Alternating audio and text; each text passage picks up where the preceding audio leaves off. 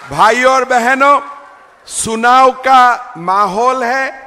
देखते देखते 6 फेज का चुनाव कंप्लीट हो चुका है। लास्ट फेज का चुनाव अभी बाकी है। मैंने पूरा भारतवर्ष को 2 महीना घूमा और मैं आप लोगों को बोल सकता हूं कि हम लोग अभी तक 360 सीट पार कर चुके हैं। 500 साल का बाबरी मस्जिद का जगह में कृष्ण जन्मभूमि भी बनाना है और ज्ञानवापी मंदिर भी हमें बनाना है। भाइयों और बहनों, आज उड़ीसा का चुनाव भी मोदी जी का चुनाव का साथ साथ हो रहा है। मैंने उड़ीसा को समझने के लिए कोशिश किया।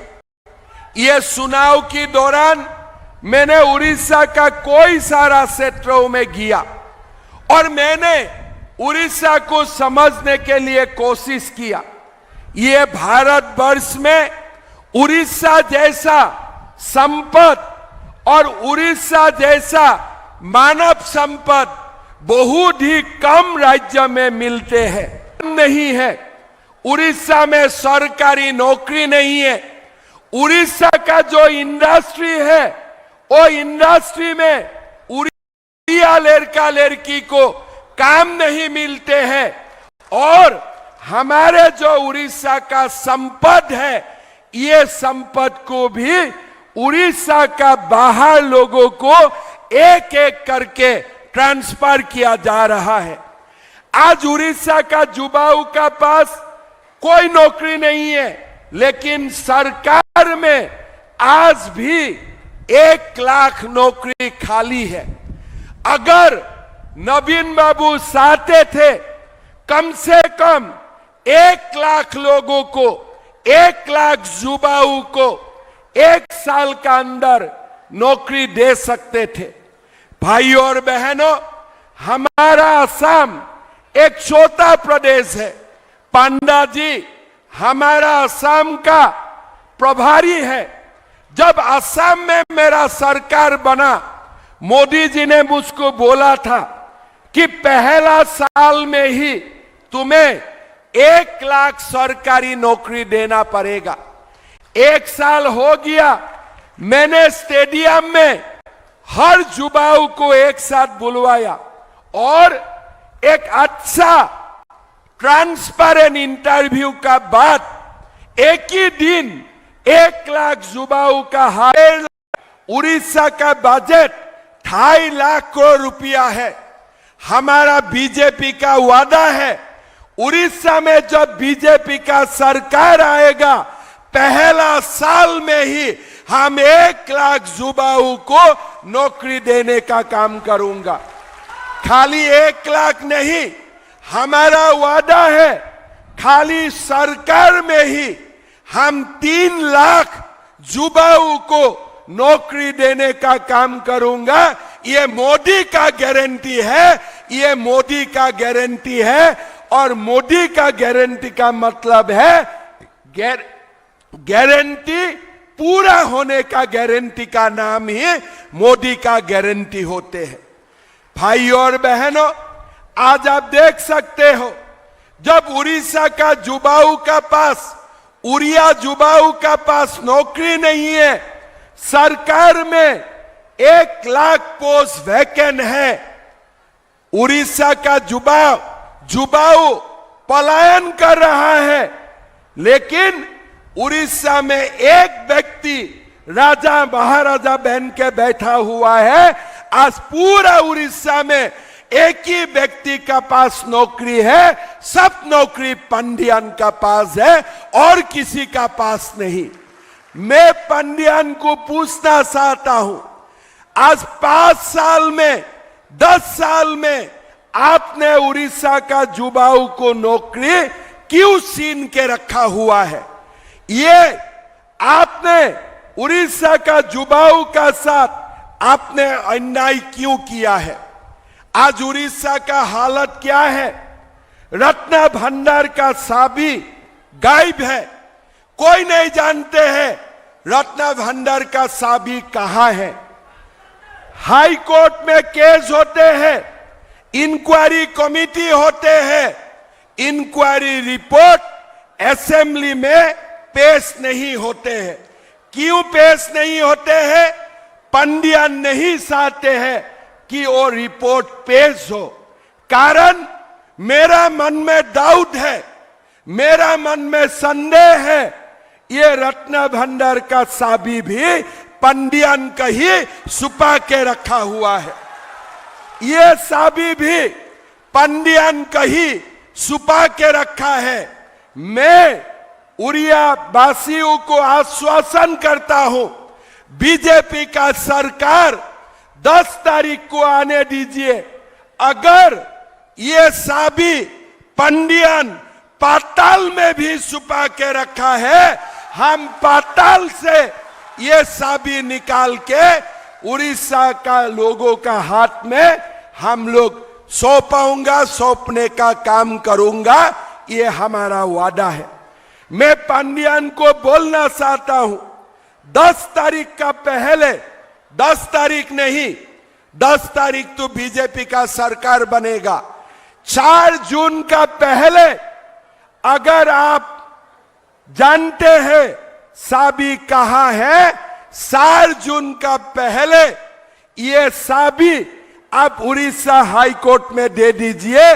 उसका बाद अगर हमें चाबी मिल जाते हैं तब आपका हिसाब भी हम बराबर कर देगा। ये हम आपको बोलना चाहूंगा। भाई और बहनों, ये क्या बोलते हैं कि मैं 5T लेके आया हूं। कौन सा टी? एक टी बोलते हैं कि टीम वर्क है। कोई टीम वर्क है उड़ीसा में? कोई टीम वर्क है? कोई मंत्री का पावर है? कोई संसद का पावर है? कोई एमपी का पावर है? यहां में एक ही टीम है, पंडियन और पंडियन का बीबी का बीच में ही टीम वर्क है और कोई टीम वर्क यहां में नहीं है। कोई टीम वर्क आपको दिखाई देते हैं? यहां में कोई कैबिनेट का पावर है? कोई ऑफिसर का पावर है? 2 ही व्यक्ति का पास पावर है, पंडियन और पंडियन का बीबी। यही टीम वर्क बोला जाता है 5T का। इसीलिए मैं एक मीटिंग में बोला हूं, यहां में कोई 5T नहीं है, यहां में एक ही टी है और वो टी का नाम है तमिलनाडु। एक ही टी है और वो टी का नाम है तमिलनाडु। भाई और बहनों, आप लोग तो पांडा जी को जिताएगा ही, हमारा तेजेश्वर भाई को जिताएगा ही, लेकिन आप लोगों का एक काम अधूरा रहेगा। जब 10 तारीख बीजेपी का सरकार बनेगा, उड़ीसा का बेरोजगार युवाओं को मैं रिक्वेस्ट करूंगा, 1-1 रुपया कलेक्ट करके पंडियन को तमिलनाडु जाने का टिकट बना दीजिए। पंडियन को तमिलनाडु जाने का टिकट बना दीजिए। किस लिए? वही व्यक्ति ने आप लोगों को बेरोजगार रखा है। उड़ीसा जैसा प्रदेश से युवाओं का पलायन होते हैं, इससे दुख का बात कुछ नहीं हो सकता है। उड़ीसा का पास जो कुछ है, उड़ीसा देश को रास्ता दिखा सकते हैं। लेकिन ये नवीन बाबू को एक प्रकार से होस्टेज बना के आज पूरा पंडियन ने उड़ीसा का युवाओं का फ्यूचर खत्म कर दिया। मैं तो कभी कभी पूछता हूं, मैं एक चीफ मिनिस्टर हूं, क्या मेरा कोई माइक पकड़ने का जरूरत है किसी को? मेरा पास कोई खड़ा है क्या माइक पकड़ने के लिए? आज आप लोग देखिए, नवीन बाबू का माइक भी पंडियन लेते हैं, इशारा करता है बाया, वो बोलते हैं ओके, इशारा करता है दाया, वो बोलता है ओके ओके। अगर पंडियन बाएं तरफ इशारा करता है, नवीन बाबू बोलते हैं ओके। अगर दाहिना तरफ इशारा करता है, नवीन बाबू बोलता है ओके ओके।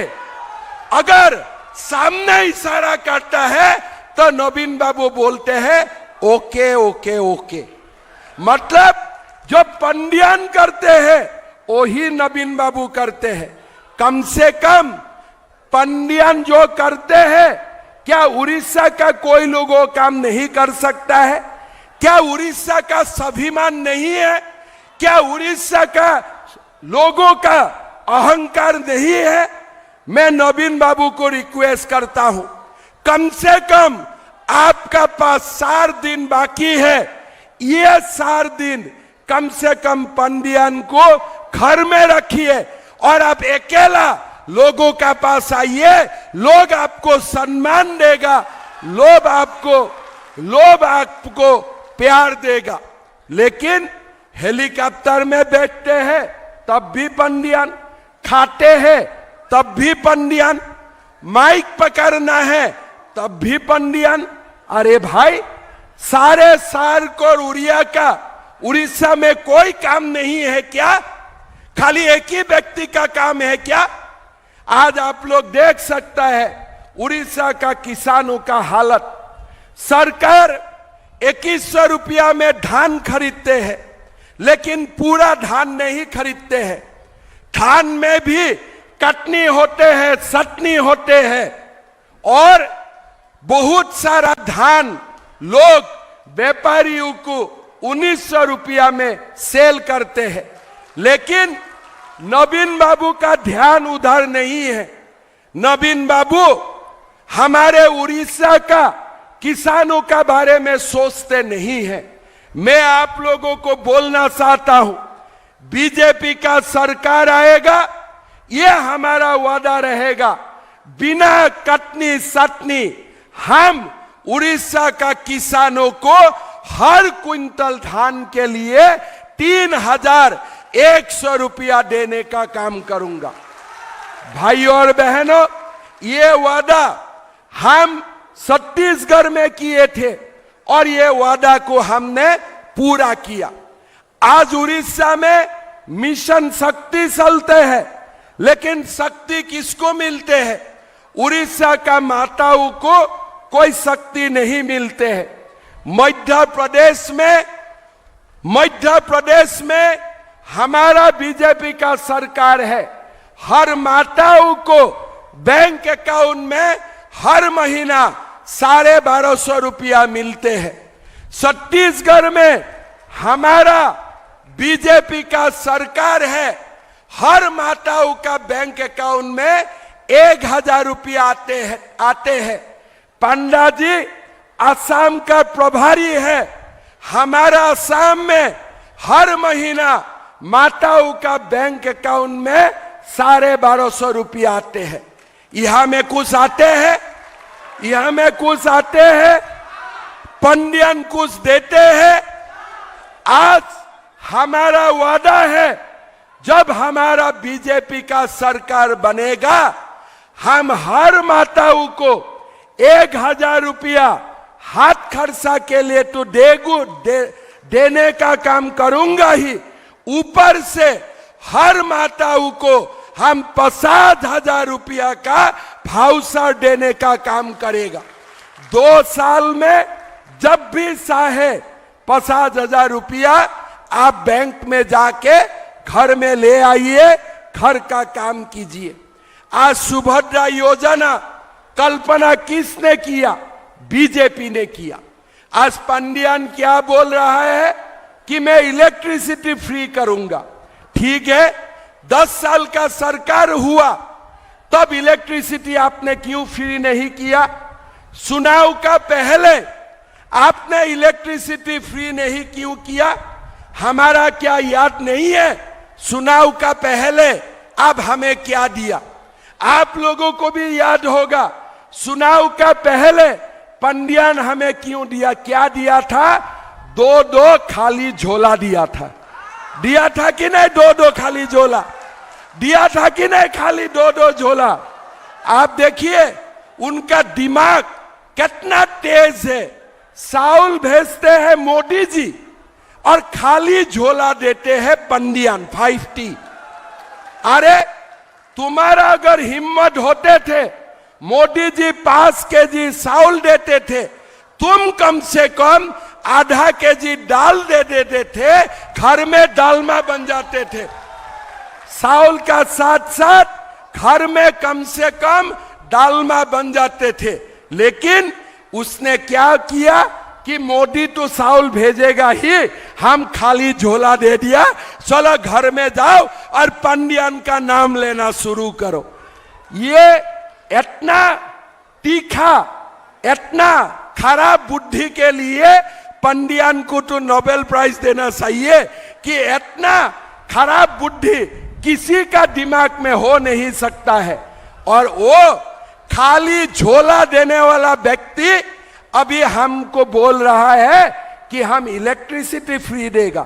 अरे तुम्हारा समय पार हो चुका है, अभी हमें जो देना है मोदी जी देगा, और नरेंद्र मोदी जी का डबल इंजन सरकार से ही उड़ीसा का विकास होगा। ये मैं आपको बोलना चाहूंगा। भाइयों और बहनों, ये पूरा केंद्र पारा में मोदी जी ने बहुत कुछ काम किए हैं। रेल लाइन से, इकोनॉमिक कॉरिडोर से, प्रधानमंत्री आवास योजना का घर लेकर कृषक सम्मान निधि तक लाखों लोगों को मोदी जी ने अपना जो भी हो सकता है मोदी जी ने उड़ीसा के लिए भेजा।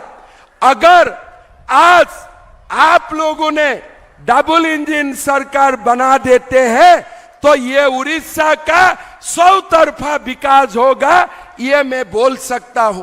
आज हमारे केंद्र पारा एक उड़ीसा का बड़े जिले है, लेकिन आज तक भी केंद्र पारा में हमारा हेल्थ फैसिलिटी नहीं है, हमारे मेडिकल कॉलेज तक नहीं है। लेकिन मैं विश्वास करता हूं पंडा जी जब MP बनेगा, केंद्र पारा में जरूर मेडिकल कॉलेज बनेगा। मैं ये आप लोगों को बोल सकता हूं। किस लिए? पंडा जी आज खाली उड़ीसा का ही नेता नहीं है, हमारा पूरा पार्टी का राष्ट्रीय उपाध्यक्ष है।